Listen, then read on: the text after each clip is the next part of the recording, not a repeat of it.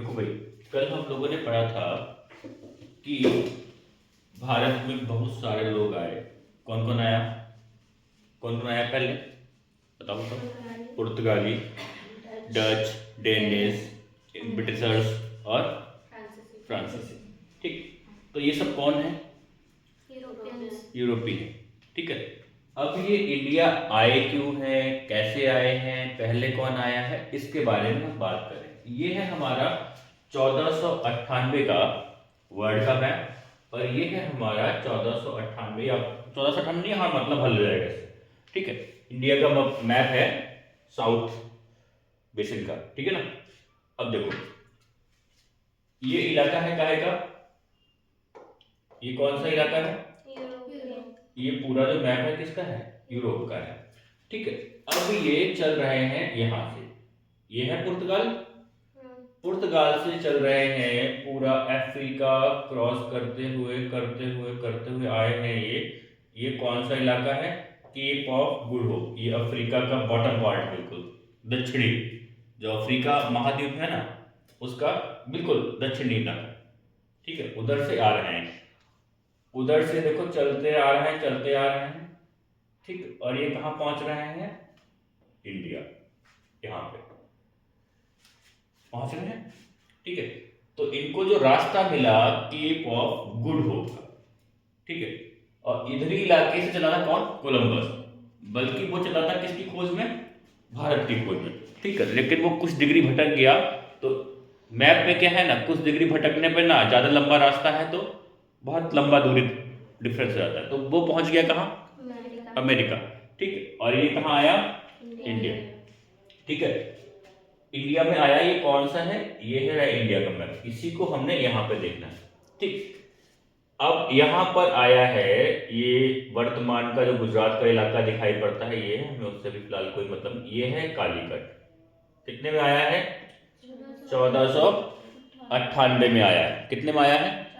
तो सबसे पहले आने वाले कौन लोग हैं? और पता है सबसे बाद में जाने वाले भी हैं, ये भी हम देखेंगे।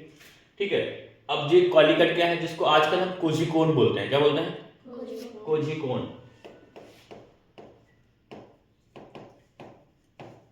ये वही इलाका है। ठीक है, और यहाँ का जो शासक होता है उसका नाम क्या है? मतलब नाम नहीं है, पदवी होती है। जैसे हम लोग बोलते हैं ना, जैसे हम आएंगे मुगल काल में आएंगे तो उसको हम बोलेंगे बादशाह बोलेंगे। ठीक है, या हम उधर जाएंगे आपके शिवाजी वाले काल में तो उनको क्या बोलते हैं? छत्रपति बोलते हैं उस समय के राजा को। ठीक, उनके इलाके का जो राजा है। ठीक, वैसे यहाँ का जो राजा होता है उसका पदवी क्या है? जमहूरी। तो सबसे बड़ा जो इनके लिए पिक पॉइंट रहा वो क्या रहा? Cape off. और ये क्या है? साउथ अफ्रीका का बिल्कुल साउथेस्ट पॉइंट, साउथ अफ्रीका का साउथेस्ट पॉइंट। वहां से ये निकल के आते हैं और पूरा क्रॉस करते हुए, ये कौन सा ओशन है? इंडियन ओशन, जिसको क्या बोलते हैं हम? हिंद महासागर, है ना। तो हिंद महासागर में इस इलाके में पहुंचते हैं जिसका नाम है क्या? कालीकट। तो उस वक्त का वर्ड भी समझ में आ रहा है।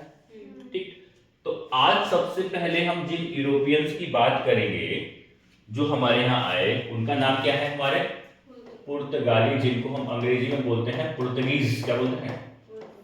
पुर्तगीज। ठीक है, तो सबसे पहली बात है, एक क्वेश्चन जो आता है हमारे एग्जाम्स में, वो ये एग्जाम पूछता है कि भारत में आने वाले सबसे पहले विदेशी कौन से हैं। ठीक, या कहता है कि जो आए हैं विदेशी भारत में उनको क्रम से लगाओ। ठीक, तो सबसे पहले कौन से हो जाएंगे? पुर्तगाली। ये किस सन में आए हैं? 1498। ये सब एडी में चल रहा है। ठीक है, ठीक, उसके बाद कौन से आए? डच। कौन से आए? ठीक, डच के साल में आए? 1605। देख रहे हो डिफरेंस कितने साल का है। ठीक, फिर आए ब्रिटिश।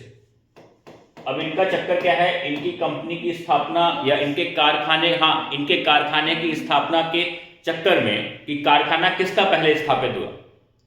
ठीक है ना, तो उसका नाम पहले लिखना।